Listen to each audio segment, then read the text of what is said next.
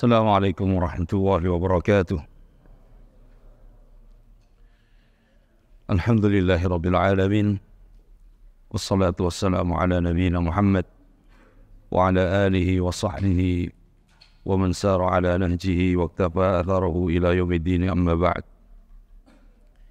Para ikhwah, para jemaah yang dimuliakan Allah, para akhwat, malam ini kembali kita akan membaca dari kitab Nuris Sunnah wa Dhulumatil Bid'ah, yaitu cahaya sunnah dan gelapnya bid'ah. Pada pertemuan yang lalu kita telah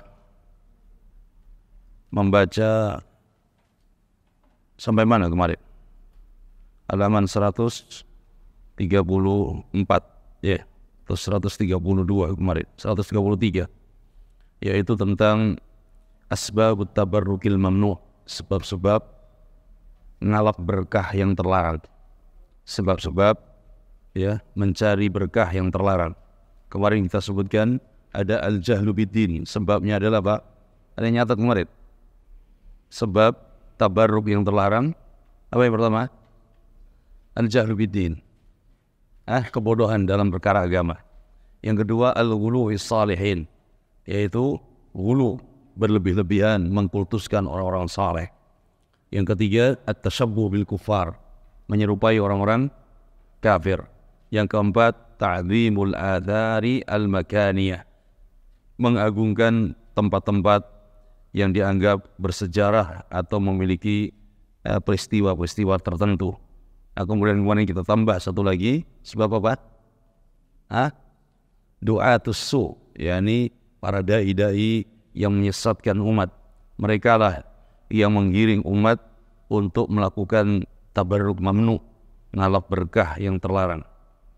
Kemudian selanjutnya penulis Syekh Sa'id bin Ali bin Wahf Al-Qahtani rahimahullah mengatakan, wa atharut tabarrukil mamnu' kathiratun minha, dan pengaruh buruk tabarruk yang terlarang, pengaruh buruk ngalap berkah yang terlarang itu sangat banyak pengaruhnya. Minha, diantaranya asyirkul akbar. Pengaruhnya, orang-orang yang melakukan tabarruk yang terlarang itu bisa jatuh pada syirik besar, ya. Wa huwa a'dhamul athari wa ashadduha khataran. Dan ini adalah pengaruh yang paling buruk, pengaruh yang paling berbahaya. Seorang jatuh pada kesyirikan disebabkan apa tadi? Mencari berkah yang terlarang, ngalap berkah yang terlarang. Idza kana tabarruku fi haddi dzatihi syirkan, itu kalau tabarruk pada sesuatu yang itu syirik. Itu contoh kemarin ketika seorang mencari berkah dengan meyakini bahwa barang-barang tertentu dapat memberikan manfaat dan madharat, dapat memberikan manfaat dan dapat menolak madharat. Maka ini bisa jatuh pada syirik besar. Wa idza kana at-tabarruku yuaddi ila asy-syirki fayakunu min wasaili asy-syirkil akbar. Tetapi kalau tabarruknya itu bisa menghantarkan pada kesyirikan dan itu adalah wasilah, sarana pada kesyirikan, maka ini bisa menjerumuskan seorang pada perbuatan syirik. Contoh, dia berdoa, berdoa kepada Allah, tapi dia meyakini bahwa tempat yang ada kuburannya wali fulan itu memiliki keberkahan, sehingga dia doanya kepada Allah di sana. Tetap dia mintanya kepada siapa? Kepada Allah. Tapi dia yakin tempat ini berkah, kalau di sini akan dikabulkan oleh Allah. Ini adalah perkara yang bisa menghantarkan seorang pada kesyirikan, karena lambat laun dia akan minta kepada tempat tersebut, kepada kuburan tersebut. Nah, ini menjadi sarana pada perbuatan syirik besar.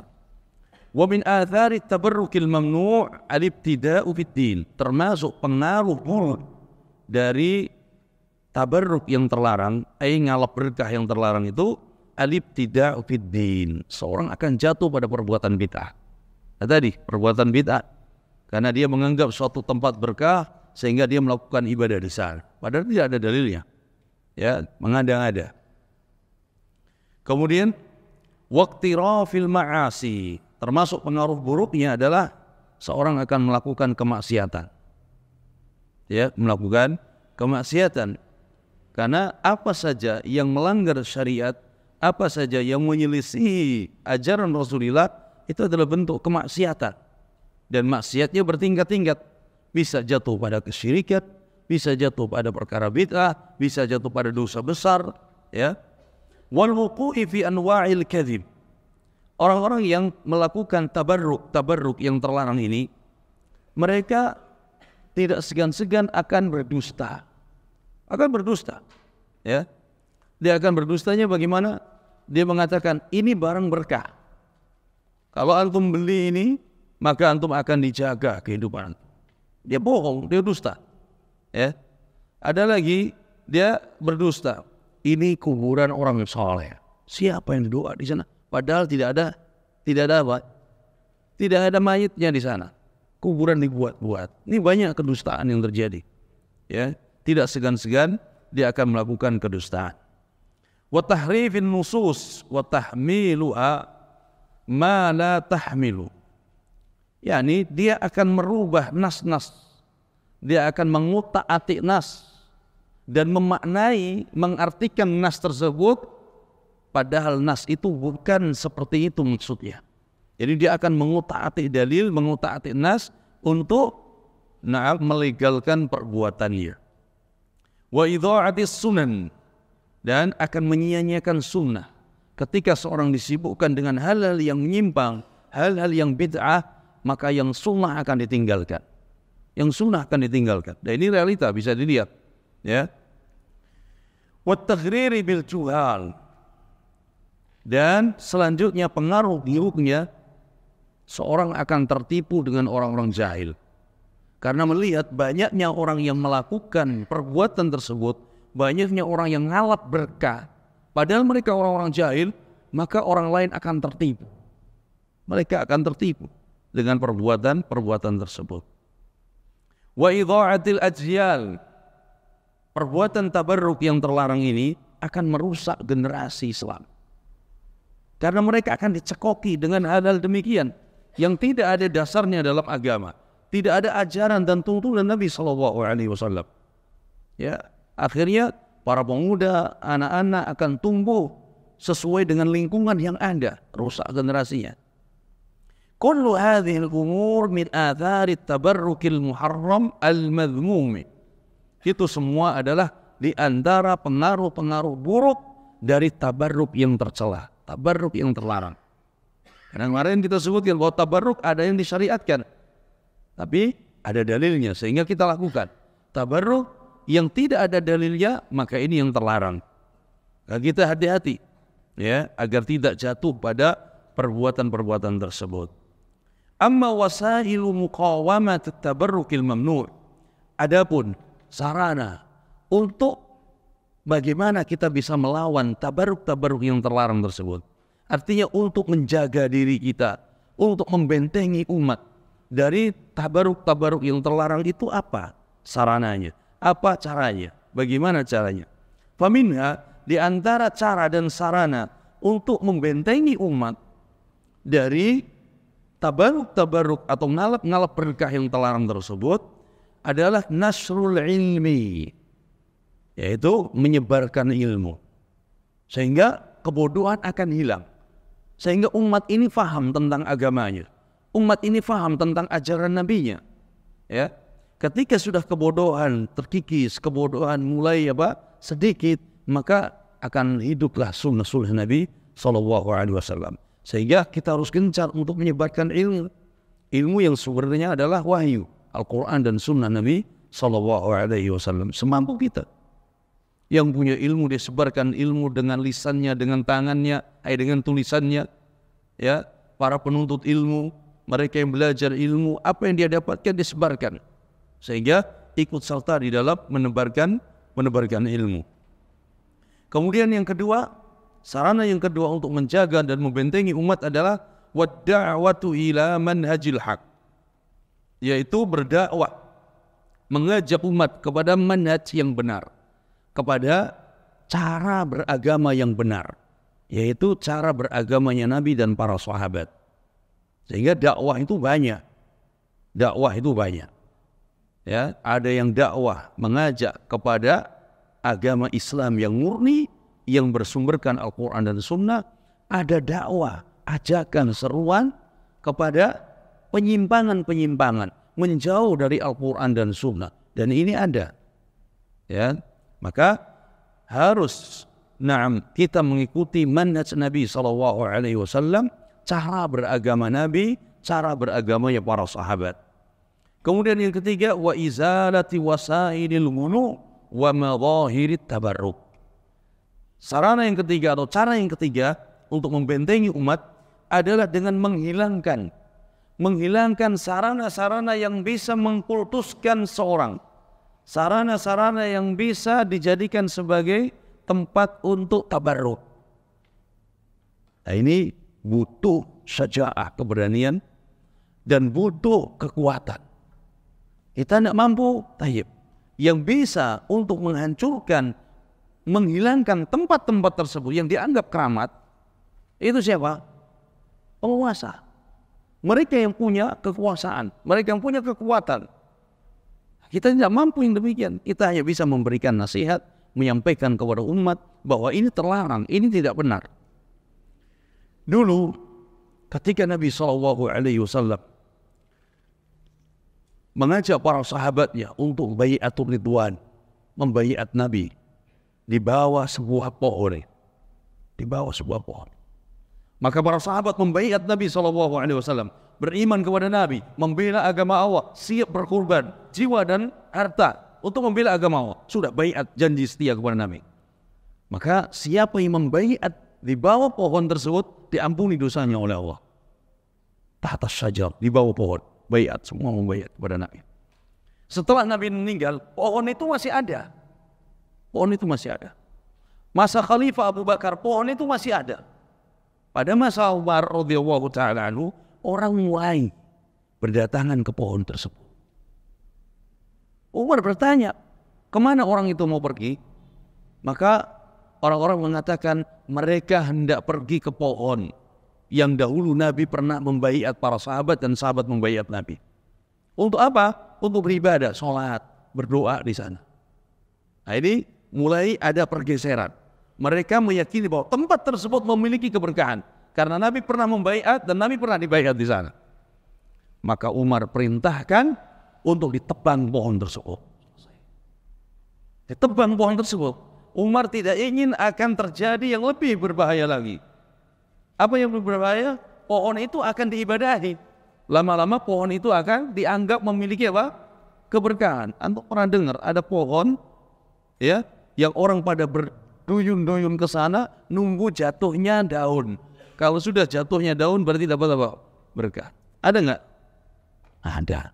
Ada di negeri kita. Ya. Ini berbahaya. Itu pohon langsung ditebang. Selesai sudah. Disitulah himayati tauhid, menjaga kemurnian tauhid. Apapun sarana yang bisa menjerumuskan manusia kepada kesyirikan, langsung dihentikan oleh para sahabat, langsung dibereskan sebelum terjadi yang lebih berbahaya lagi. Maka sarana untuk membentengi umat adalah menghilangkan perkara-perkara yang dianggap keramat tersebut, yang tidak ada dalilnya. Tapi ini tugas siapa? Pemerintah, penguasa, bukan kita. Kita hanya bisa memberikan nasihat, memberikan masukan. Mereka kerjakan, alhamdulillah. Mereka tidak kerjakan, mereka bertanggung jawab di hadapan Allah. Karena mereka punya tanggung jawab di hadapan Allah untuk menjaga akidah umat. Kemudian selanjutnya, wa tahtimi kulli wasilah min hadhil wasail. Ya, semua sarana yang bisa menghantarkan pada perbuatan tabarruk terlarang ini harus dibinasakan. Apapun itu, bahkan lisan sekalipun yang itu mulai untuk melakukan hal yang terlarang, ketika seorang mulai ghulu, mengkultuskan, memuji yang tidak pantas, berlebih-lebihan dalam pujian, maka harus ditegur. Ya, harus ditegur, dinasihati agar tidak jatuh pada perbuatan yang lebih daripada itu. Ini diantara sarana atau cara untuk membentengi umat agar tidak terjerumus pada tabarrukul mamnu'. Kemudian penulis membawakan ucapan atau menukil dari Syekh Al-Allamah As-Sa'di rahimahullah fi ta'liqihi ala kitab Tauhid. Syekh Abdurrahman ibn Nasir As-Sa'di rahimahullah seorang alim mutafannin, menguasai berbagai macam cabang ilmu. Akidah, beliau punya kitab akidah. Tafsir As-Sa'di, beliau punya tafsir Sa'di. Fikih, beliau punya Manhajus Salikin. Ushul fikih, qawaid fiqhiyah, berbagai cabang ilmu. Beliau adalah guru dari Syekh Ibnu Utsaimin rahimahullah. Jadi Syekh Ibnu Utsaimin murid daripada Syekh Abdurrahman As-Sa'di rahimahullah. Syekh Abdurrahman bin Nasir Sa'di dalam kitabnya Al-Qaulus Sadid Syarah Kitab Tauhid, beliau mengatakan babu man tabarraka bi syajaratin au apa ini? Bi syajaratin au hujra. Ini hajar. Au nahwihima. Man tabarraka bi syajaratin au hajar. Au nahwihima. Bab tentang hukum orang yang mencari berkah dari sebuah pohon, ya, atau dari bebatuan. Au nahwihima, atau yang lainnya. Ya, syajarin au hajar. Au nahwihima, atau yang lainnya. Ai fa inna dzalika minasyirki wa min a'malil musyrikin. Orang yang mencari berkah dari pohon dan dari bebatuan, maka ini adalah kesyirikan dan ini adalah perbuatan orang-orang musyrik. Perbuatan orang-orang musyrik. Fa innal ulama ittafaqu ala annahu la yusra' at-tabarruk bi syai'in minal asjar aw al-ahjar. Karena sesungguhnya para ulama sepakat mereka, sepakat mereka bahwa tidak disyariatkan, tidak boleh bertabarruk mencari berkah dengan pohon atau dengan bebatuan. Tidak ada dalilnya. Ya. Wal buqa, atau tempat-tempat tertentu. Wal masyahid wa ghairiha, atau tempat-tempat yang biasa diziarahi, ya. Tempat-tempat yang memiliki sejarah dan lain sebagainya. Ini tidak dibenarkan. Fa inna hadha tabarruk huluwun fiha. Karena mencari berkah dari tempat-tempat tersebut atau dari pohon dan bebatuan itu adalah bentuk hulu, melampaui batas. Wa dzalika yatadarraju bihi ila du'aiha. Karena lambat laun itu akan menjadikan seorang berdoa meminta kepada pohon dan pada bebatuan. Ya, wa ibadatiha, dan menjadikan seorang akan beribadah kepada pohon dan batu tersebut. Wa hadza huwa syirkul akbar, dan ini adalah syirik besar. Kama taqaddam intibaqul hadis alaih, sebagaimana disebutkan pada hadis yang lalu. Maksudnya ini dalam kitab Tauhid, ya. Wa hadza 'amun fi kulli syai'in, dan ini adalah larangan secara umum. Hatta maqam Ibrahim, sampai makomnya Nabi Ibrahim, ya, samping Ka'bah yang di situ ada makom Nabi Ibrahim, tempat berdiri Nabi Ibrahim itu, tidak boleh seorang mengusap-usap, mengelus-elus untuk mencari berkah. Tidak ada perintah dan syariat di hal itu, maka tidak boleh.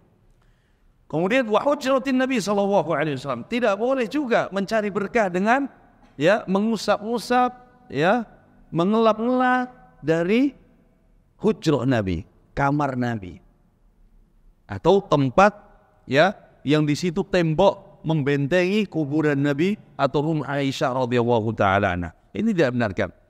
Wa sakhrah Baitul Maqdis, tidak boleh juga seorang mencari berkah dari batu yang terapung yang ada di Baitul Maqdis. Wa ghairiha minal buqa al-fadilah, atau yang lain-lainnya dari tempat-tempat yang memiliki keutamaan. Tidak dibenarkan. Ya, Arafah punya keutamaan.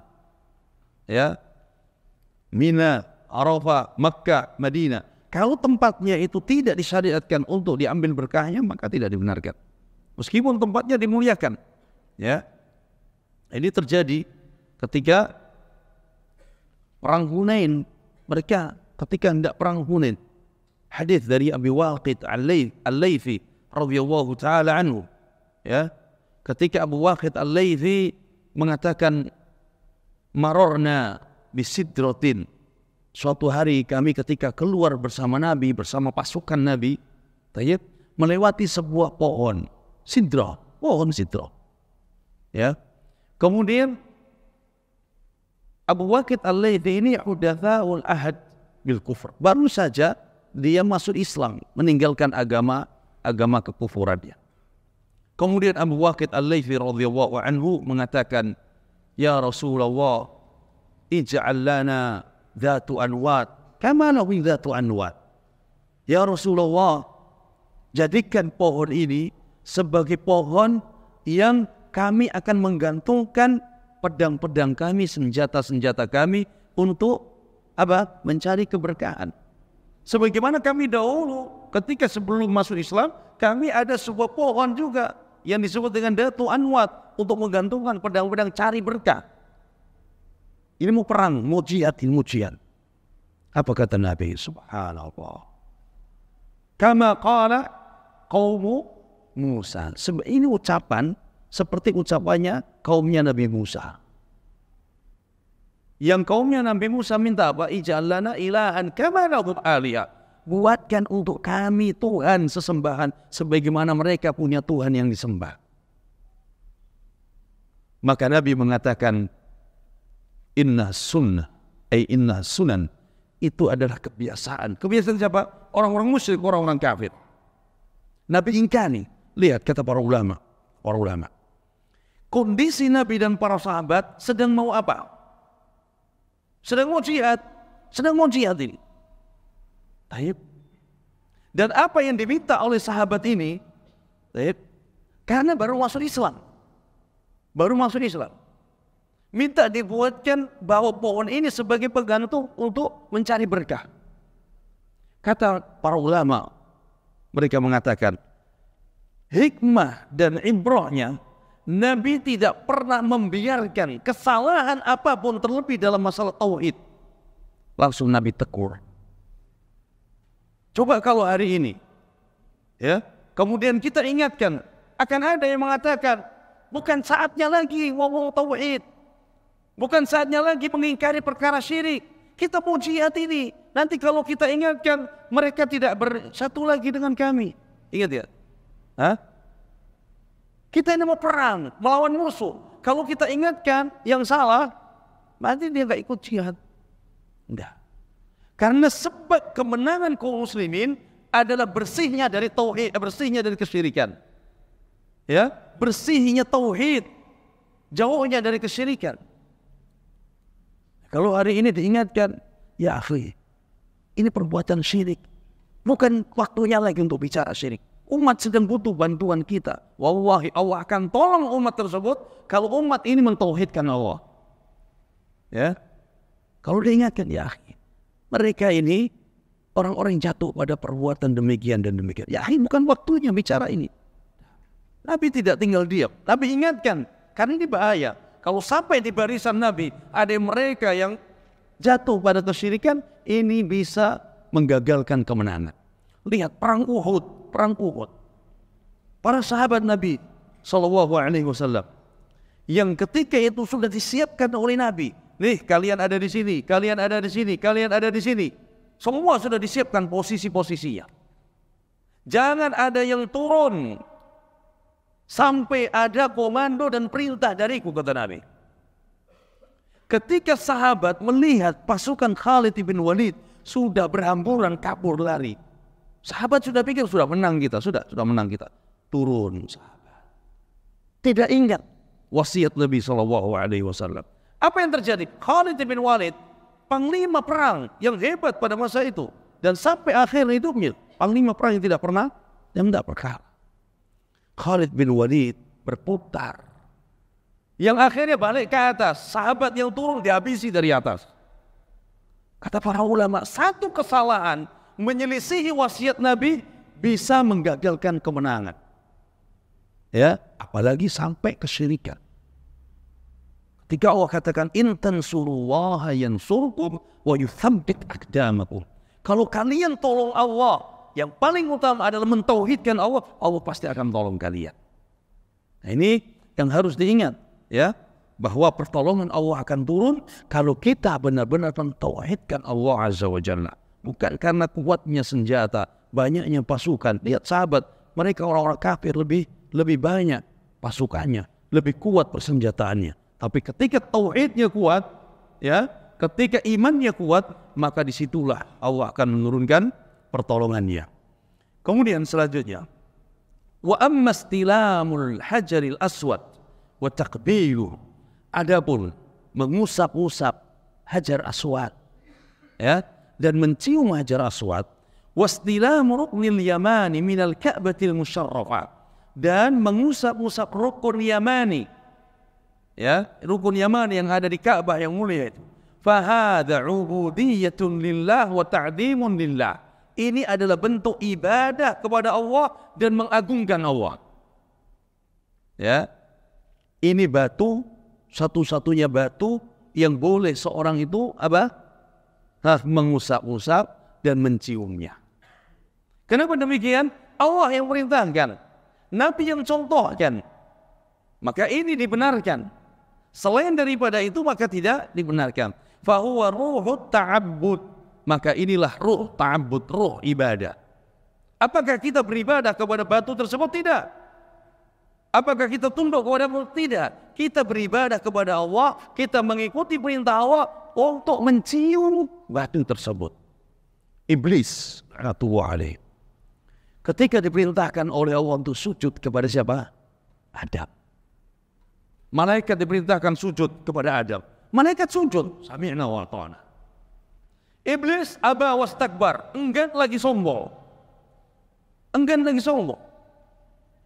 Kenapa demikian? Iblis merasa lebih mulia. Khalaqtani apa? Min nar wa khalaqtahu min tin. Adam diciptakan dari tanah. Iblis merasa lebih sehingga dia sombong dan dia enggan untuk sujud kepada Nabi Adam. Taib, sujud kepada manusia. Boleh tidak? Tidak boleh. Tapi karena Allah yang perintahkan, maka sujud tersebut menjadi ibadah. Tapi bukan beribadah kepada Adam. Ibadahnya kepada siapa? Kepada Allah.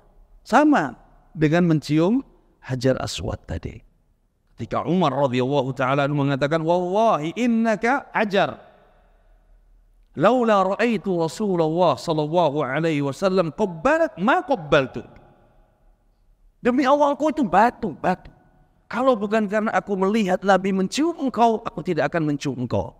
Kau itu batu. Sama, kalau aku tidak melihat Nabi, ya, mengusap rukun yamani, aku tidak akan mengusapnya. Ini dibolehkan.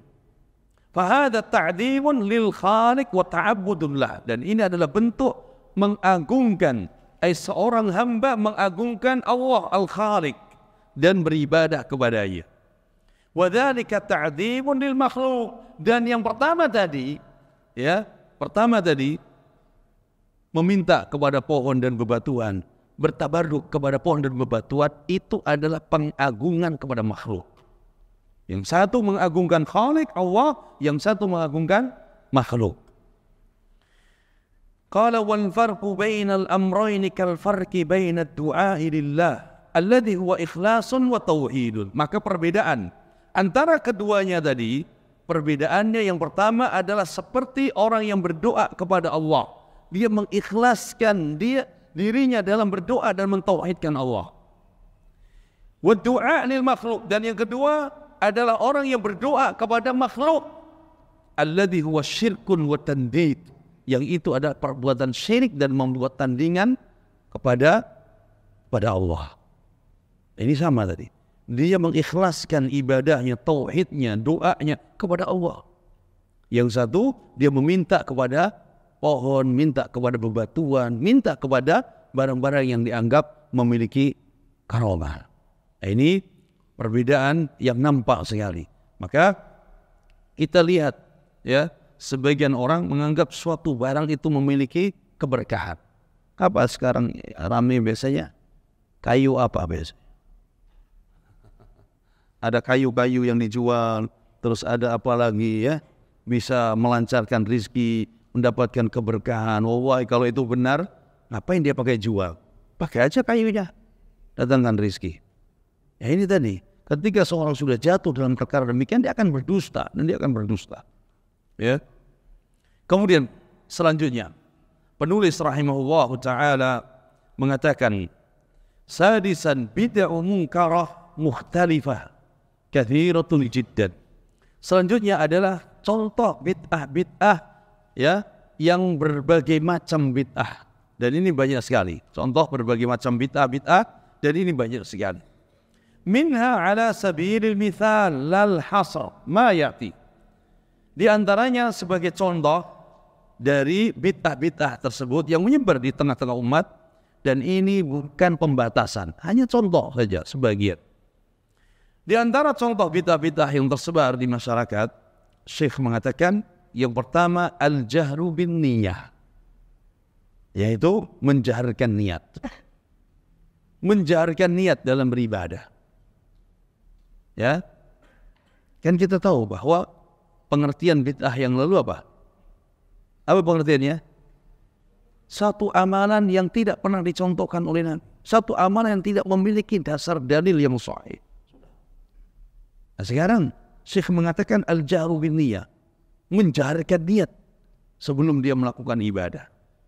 Ka'an yaqulul muslimu, seperti seorang muslim, dia mengucapkan nawaitu an usalliya lillahi kada wa kada. Sebelum sholat dia mengatakan, ya Allah, aku berniat untuk melakukan sholat ini dan itu dan selanjutnya. Dijaharkan. Au nawaitu an asumma hadzal yawma fardhan au naflan lillahi ta'ala. Atau ketika dia ketika dia bangun malam untuk sahur, dia mengucapkan niat untuk berpuasa besoknya. Ya, baik itu puasa wajib atau puasa sunnah. Au yaqul nawaitu an atawaddo, sebelum dia wudu buka keran, dia apa? Nawaitu an atawaddo, aku niat untuk berwudu. Au nawaitu an aghtasil, atau dia mau mandi janabah atau mandi hari Jumat. Kemudian dia mengatakan nawaitu an aghtasil, aku berniat untuk mandi. Au nahwi dzalik, atau yang lainnya. Wa hadza talaffuz bin niyyati bid'ah. Jadi inilah, melafatkan niat itu hukumnya adalah bid'ah. Baik. Lianna dzalika laysa min hadyi Nabi sallallahu alaihi wasallam. Karena ini bukan dari ajaran Nabi, bukan dari petunjuk Nabi. Wa lianna Allah azza wa jalla yaqul, dan karena Allah azza wa jalla firmankan, qul atu'allimuna Allah bidinikum wallahu ya'lamu ma fis samawati wa ma fil ard wallahu bikulli syai'in alim. Kata Allah azza wa jalla, qul, katakan wahai Nabi kepada mereka, atu'allimuna Allah bidinikum, apakah kalian akan memberitahukan Allah tentang agama kalian? Wallahu ya'lamu ma fis samawati wa ma fil ard. Ketahuilah, Allah itu mengetahui apa saja yang di langit dan apa saja yang di bumi, Allah tahu semuanya. Wallahu bikulli syai'in alim, dan Allah Maha mengetahui atas segala sesuatu, termasuk apa? Termasuk niat kita. Termasuk niat kita. Allah tahu niat kita dalam hati. Mau apa kita ke masjid? Ketika sudah ada panggilan azan, mau sholat. Mau apa kita datang ke tempat wudu? Ketika sudah waktunya sholat, mau berwudu. Maka niat itu adalah azam, al-qasd. Ya, ada tekad, ada kemauan dalam hati, maka itu adalah niat. Sehingga para ulama mengatakan tidak perlu dilafadzkan lagi sudah. Ada enggak satu dalil bahwa Nabi melafadzkan niat setiap hendak melakukan ibadah? Tidak akan ditemukan satu pun dalil yang sahih, bukan dibuat-buat dalilnya, ya. Dalil yang sahih. Makanya semua hadis yang menceritakan Nabi sholat pasti mengatakan fakabbara. Nabi kalau sholat, Nabi berdiri, kemudian Nabi bertakbir. Kalau seandainya Nabi melafadzkan niat, apakah sahabat tidak menceritakan? Tidak mungkin. Semua apa yang dilakukan Nabi pasti diceritakan oleh sahabat. Tak mungkin Nabi mengatakan, ya, nawaitu usolli zuhran arba' raka'atin. Nah, kemudian sahabat yang mendengar tidak menyampaikan kepada kita, tidak mungkin. Maka, ya, an-niyatu mahalluhal qalb. Niat itu tempatnya di hati. Ya, Fahiya amalu qalbi la amalu lisani. Niat itu amalan hati, bukan amalan lisan. Bukan amalan lisan. Qala al-Hafidh Ibn Rajab rahimahullah, berkata al-Hafidh Ibn Rajab rahimahullah, an-niyatu hiya, yang dimaksud dengan niat adalah qasdul qalbi, yaitu ada tekad, kemauan dalam hati. Wala yajibu talaffudhu bima fil qalbi, dan tidak wajib untuk dilafadzkan apa yang ada di dalam hati. Fi syai'in minal ibadat, apa saja bentuk ibadahnya, mau sholat, mau puasa, mau haji, mau umrah, tidak ada niatnya secara lafaz. Kalau dia mengatakan, loh itu ucapan labbaik Allahumma labbaik, bukankah itu niat? Bukan. Itu adalah talbiyah. Sebagaimana seorang ketika hendak sholat dia bertakbir Allahu Akbar. Maka ketika dia mau haji atau mau ihram umrah, maka dia mengucapkan labbaik Allahumma umratan labbaik wa hajjan. Ya. Syekh Utsaimin bercerita, Syekh Utsaimin rahimahullah bercerita, ketika seorang Najd, orang Saudi, mau sholat, kalau tidak salah sholat duhur di Masjidil Haram, ya, di sampingnya ada orang luar Saudi. Imam sudah takbir Allahu Akbar di Masjidil Haram, maka orang di samping ini masih sibuk. Nawaitu usolli dhuhrat khalfa imamin. Allah, tadi bentar. Kenapa? Niatnya kurang. Tambah lagi. Hari apa, tanggal berapa, bulan berapa, tahun berapa. Biar lengkap sekalian. Maksudnya apa? Kalau mau niat, cukup dalam hati. Kalau mau ucapkan, lengkapin sekalian. Ya, lengkapin sekalian. Kalau perlu, samping saya si fulan, ya Allah, sebagai saksinya. Allah musta'an. Ya, memperhatikan. Dan banyak orang yang ketika mengucapkan lafaz niat ini, ketinggalan takbir. Waktu ihram, bahkan ada yang ketinggalan apa? Al-Fatihah. Berulang kali niatnya. Ulang lagi. Belum lagi takbirnya. Berulang kali salah, balik lagi. Berulang kali. Ini was-was. Ada was-was. Ya, maka dihilangkan. Yakin. Kalau sudah takbir, Allahu Akbar, sudah. Jangan sampai kita apa? Ikut was-was syaitan. Jangan. Ini harus dilawan. Was-was syaitan harus dilawan. Ya. Ini contoh pertama. Kemudian, contoh bid'ah selanjutnya, yang kedua. Adz-dzikrul jama'i ba'da sholawat. Yaitu zikir jama'i. Zikir bersama-sama setelah sholat. Ya, zikir bersama-sama setelah sholat. Wal masyru'u an yaqula kullu wahid adz-dzikrul warid munfaridan. Padahal syariat ajarannya dari Nabi adalah setiap orang yang selesai sholat tadi, dia berzikir sendiri-sendiri. Ya, bukan dipimpin kemudian semuanya ikut berzikir bareng. Bingung.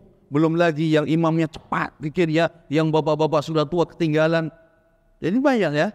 Belum lagi yang terlambat sholatnya, kemudian ribut karena zikirnya, belum lagi doanya yang ramai, akhirnya tidak khusyuk dalam sholatnya. Qala wal masyru' an yaqula kullu wahid adz-dzikr al-warida munfaridan. Yang disyariatkan, yang diajarkan oleh Nabi adalah setiap kita berzikir sendiri-sendiri, munfaridan. Kama kana Nabi sallallahu alaihi wasallam yadhkuru Allah azza wa jalla adbar salawat. Sebagaimana yang Nabi contohkan, setiap selesai salat 5 waktu, Nabi berzikir kepada Allah sendiri. Wa kama amilahu sahabatu radhiyallahu anhum. Begitu juga diamalkan oleh para sahabat sendiri-sendiri. Ya. Li'annahum mutabbiquna li sunnatihi alaihi salatu wassalam. Karena para sahabat itu orang yang paling mencontoh Rasulullah, orang yang paling mencontoh sunnah Rasulullah, mempraktikkan sunnah Rasulullah sallallahu alaihi wasallam. Fala syakka anna dzikral jama'i bid'atun mukhalifun li hadyin Nabi sallallahu alaihi wasallam. Maka tidak diragukan lagi bahwa zikir jama'i ini hukumnya adalah bid'ah, menyelisihi ajaran dan petunjuk Nabi sallallahu alaihi wasallam. Ini pernah kita tulis, bahas di majalah Sunnah mungkin sekitar 4 tahun yang lalu tentang zikir jama'i. Kemudian kita bawakan dalil-dalilnya. Kemudian mereka yang mengatakan bahwa zikir jama'i ini bolehkan, kita bawakan bantahan-bantahannya. Ini bisa dilihat nanti tulisan tentang zikir jama'i di majalah sunnah. Kemudian yang ketiga, termasuk perkara yang dicontohkan oleh penulis sebagai bid'ah adalah talabu qiraatil Fatihah ala arwahil amwat. Ya, ini banyak. Ini banyak. Contoh bid'ah yang ketiga adalah seorang minta dibacakan Al-Fatihah untuk roh fulan, untuk si mayit fulan. Al-Fatihah li fulan, li fulan. Bahkan sebagian orang biasanya setelah sholat, setelah zikir, ya jamaah, ini ada permintaan dari fulan bin fulan untuk dibacakan Al-Fatihah untuk ayahnya, untuk ibunya, untuk anaknya, dan sebagainya. Ini tidak pernah contohkan oleh para sahabat. Tidak ada sahabat kemudian bilang, ya Rasulullah, anak-anak meninggal, tolong bacakan Al-Fatihah. Tidak ada. Baik, kita lanjutkan. Yang ketiga, apa tadi yang ketiga? Minta dibacakan Al-Fatihah untuk roh fulan, ya, atau untuk orang tuanya yang meninggal atau keluarganya. Au taqra'u 'alal amwat. Nah, minta dibacakan Al-Fatihah untuk orang yang sudah meninggal. Au qira'atuha ba'da du'a lil amwat, atau membaca Al-Fatihah setiap kali setelah doa untuk mayat fulan, untuk si fulan. Ya, bahkan sebagian mereka membaca apa? Al-Fatihah untuk Rasulullah. Rasul tidak butuh Al-Fatihah kalian. Siapa yang ngajarin kita Al-Fatihah? Rasul. Rasul yang mengajarkan Al-Fatihah kepada kita melalui para sahabat, tabi'in, tabi'ut tabi'in sampai kepada kita. Ya. Dan ingat kata Nabi SAW, man dalla ala khairin falahu mithlu ajri fa'ili. Orang yang menunjukkan kebaikan kepada orang lain, maka dia akan mendapatkan pahala yang terus mengalir. Ya, orang mengerjakan apa yang kita ajarkan kepadanya, maka terus pahala. Jadi Nabi tidak butuh pahala, tidak butuh Al-Fatihah dari kita, tidak butuh. Atau 'inda khitbatin nikah, atau membaca Al-Fatihah pada saat khitbah. Terjadi khitbah, apa bahasa kita khitbah? Lamaran. Terjadi lamaran. Kemudian setelah majelis lamaran, sebelum berpisah dibacakan Al-Fatihah. Al-Fatihah. Atau setelah akad dibacakan Al-Fatihah. Ya. Ini juga tidak ada contohnya dari Nabi maupun para sahabat. Kullu dzalika minal bid'il munkarah allati lam tarid an Rasulillah sallallahu alaihi wasallam. Hal itu semuanya adalah perkara bid'ah yang tidak pernah diajarkan Nabi, tidak pernah ada dasarnya dari Rasulullah sallallahu alaihi wasallam. Wa lam yaf'alha as-sahabatu radhiyallahu anhum.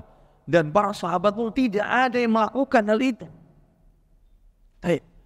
Kita kan maunya selamat seperti para sahabat, kita mau mendapatkan keridhaan Allah sebagai para sahabat. Maka kenapa tidak mengikuti para sahabat dalam beribadah? Tidak mengikuti Nabi SAW, malah menyelisih. Ini tidak benar.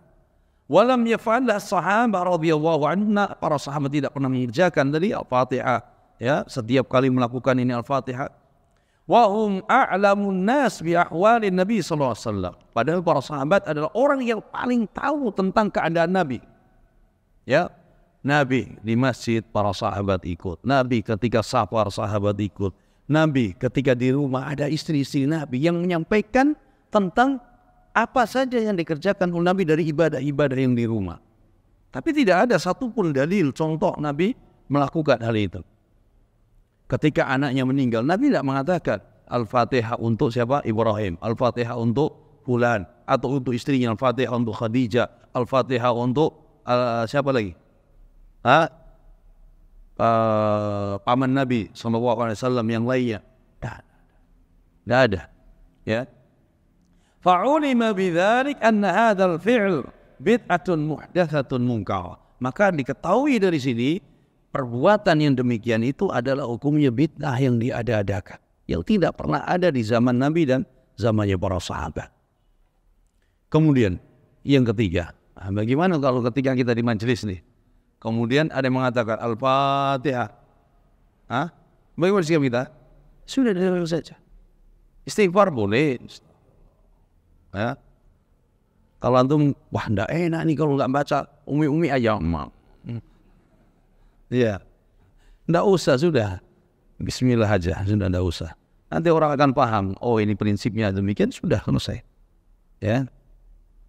Kemudian yang keempat, iqamatul ma'atim 'alal amwat wa sina'atil at'imah. Nah, ini. Ya. Kalau bid'ah itu diamalkan, biasanya sunnah ditinggalkan. Contoh, orang selesai majelis nih, Al-Fatihah selesai. Pergi sudah, bisa. Padahal ada doa kafaratul majelis tidak dibaca, tidak diamalkan. Ya kan? Itu biasanya. Yang keempat, iqamatul ma'atim 'alal amwat wa sina'atil atimah. Contoh bid'ah-bid'ah yang menyebar di masyarakat adalah mengadakan majelis setelah adanya kematian. Ya. Biasanya disewakan tenda kalau di Arab nih, ya, yang mereka orang-orang yang jahil atau mereka yang melakukan hal demikian, lampunya itu luar biasa, tendanya cakep banget. Ngalahi acara walimah. Ngalahi acara walimah. Itu untuk apa? Acara kematian. Ya. Wasina'atil at'imah, dan masak-masakan. Terjadi tidak? Orang kena musibah, orang tuanya meninggal, dia harus membeli hewan, dia harus siapkan makanan, dia harus sewa ini dan itu untuk acara. Wastijaril muqri'in liqira'atil Qur'an. Termasuk bid'ah juga adalah menyewa para qori untuk membaca Al-Quran di majelis tersebut. Ada enggak? Kalau di Arab satu saja yang baca, tapi semalam suntuk biasanya. Kalau di kita biasanya banyak orang ya, dibagi-bagi ya, dibagi-bagi biasanya. Ya. Yaz'umuna anna dzalika min babil azab. Mereka menyangka bahwa ini adalah bentuk takziah, sebagai bentuk takziah.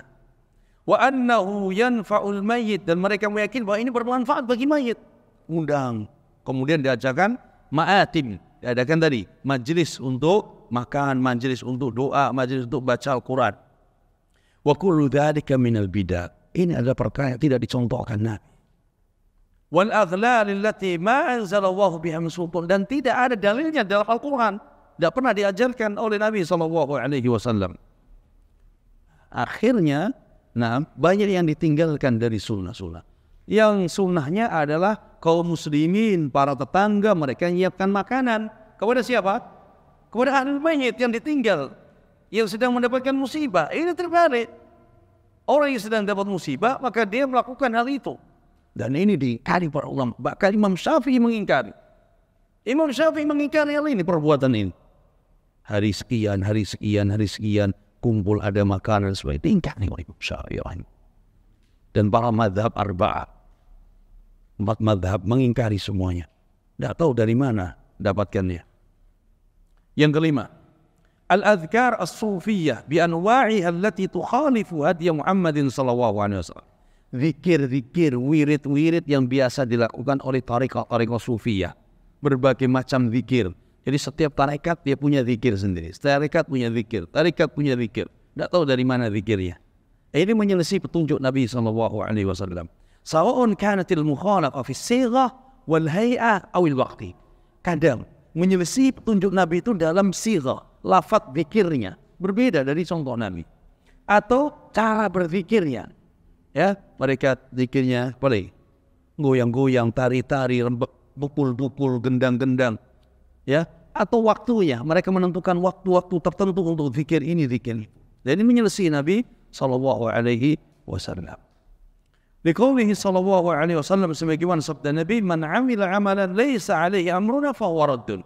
Orang yang beramal dengan satu amalan yang tidak ada contoh dari kami, kata Nabi, maka tertolak amalan tersebut.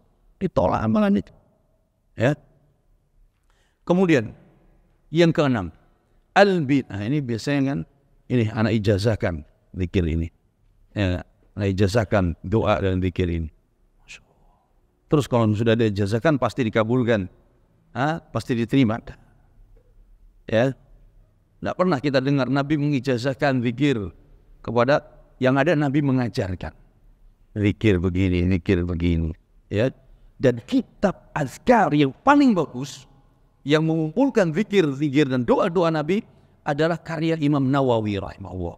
Al-Imam Nawawi rahimahullah, imam dari para ulama mazhab Syafi'iyah, beliau punya kitab satu jilid tebal berjudul Al-Adhkar, zikir-zikir. Kitab yang sangat bagus karya Imam Nawawi rahimahullah ta'ala. Kemudian yang keenam, penulis rahimahullah ini Syekh Sa'id bin Ali ibn Wahab Al-Qahtani. Beliau punya kitab apa? Saya ingat, Hisnul Muslim, benteng seorang muslim. Hisnul Muslim, ya, zikir, satu kitab kecil tapi Masya Allah, kitab itu sudah terjemahkan ke bukan puluhan lagi, mendekati ratusan bahasa, ya, dan luar biasa manfaatnya. Beliau ambil dari hadis-hadis Nabi yang sahih, kemudian beliau cantumkan dalam kitabnya Hisnul Muslim, benteng seorang muslim. Ini cari, dihafal atau dibaca zikir-zikir. Kemudian yang keenam, yang terakhir dari contoh bid'ah ini, al-bina'u 'alal qubur wa ittikhaduha masajid wa bina'ul masajid 'alaiha. Di antara bid'ah yang menyebab di tengah-tengah umat adalah membangun kuburan dengan bangunan-bangunan. Ada yang bangunan pendek, apa namanya? Apa bedanya dengan kijang? Ini bangun di atas. Ada lagi dibangun agak tinggian dikit, ya, pakai ada gentengnya, ada apanya. Nanti seperti kubah, ada juga, ya.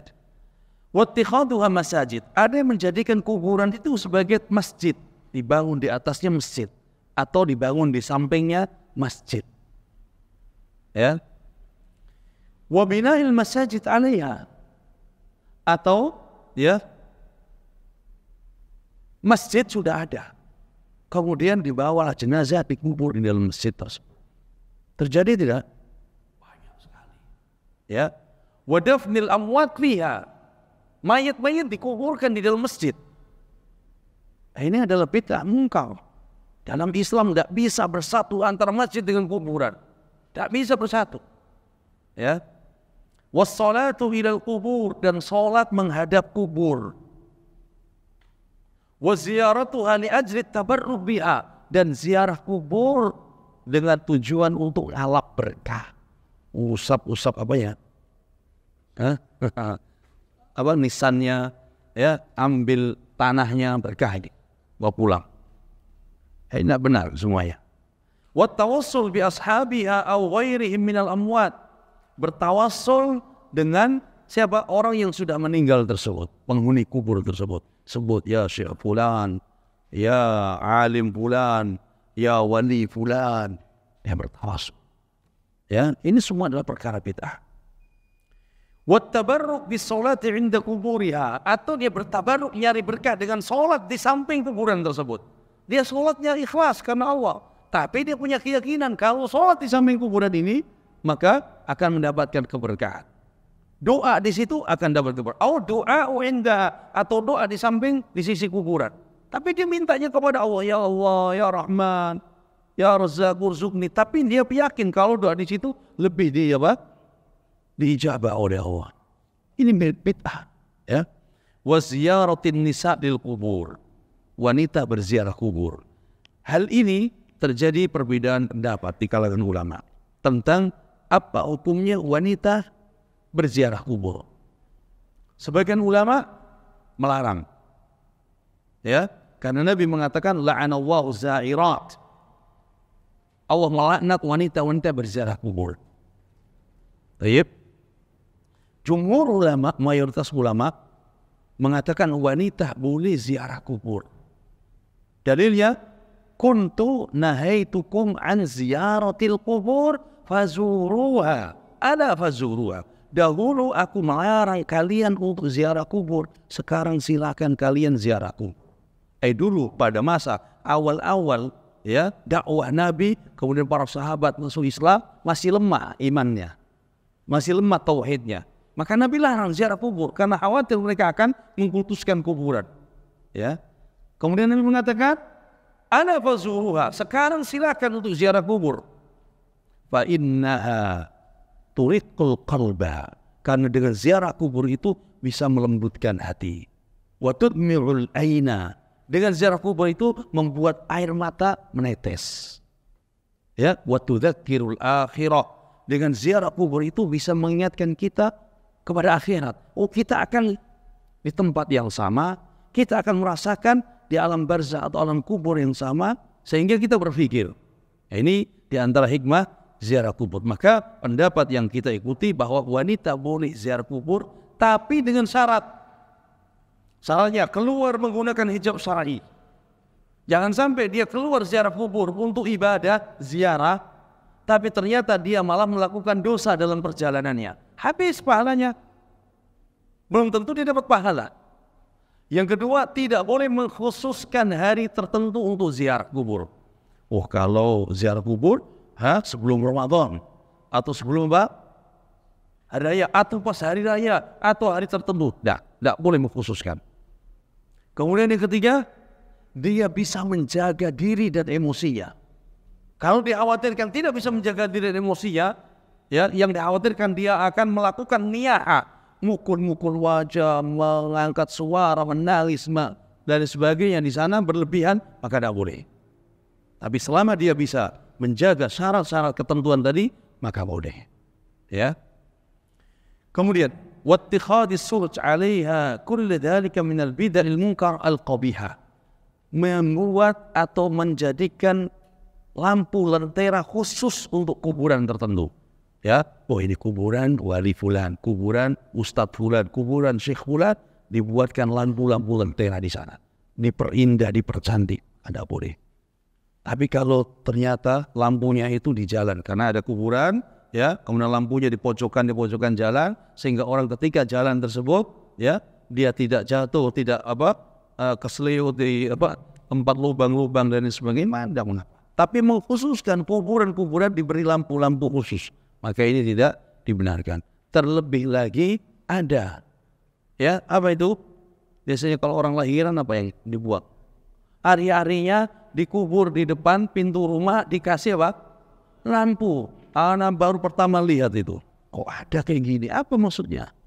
Kubur depan rumah dikasih lampu, terus ditutup pakai besek atau apa itu, pakai apa itu? Oh, wow, Ustaz. Ya, ini semua tidak pernah dicontohkan Nabi sallallahu alaihi wasallam. Maka berbahagialah ketika kita mendapatkan taufik untuk mengikuti sunnah Nabi. Cukupkan apa yang diajarkan Nabi dalam beribadah, dalam beragama. Jangan kita mengada-ngada, jangan kita membuat perkara yang baru. Apa yang dicontohkan Nabi, contohkan para sahabat, sudah amalkan dan kerjakan. Karena itu pasti akan selamat, ya. Wallahu a'lam. Mudah-mudahan yang singkat ini bermanfaat, dan mudah-mudahan kita terus dibimbing oleh Allah di atas tauhid dan sunnah Nabi sallallahu alaihi wasallam. Ada yang tanya kah? Dari Putri ada? Baik. Wallahu a'lam.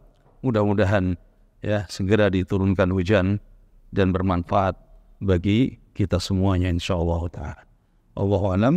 Wa sallallahu ala nabiyyina Muhammad wa ala alihi wa sahbihi wasallam walhamdulillahi rabbil alamin.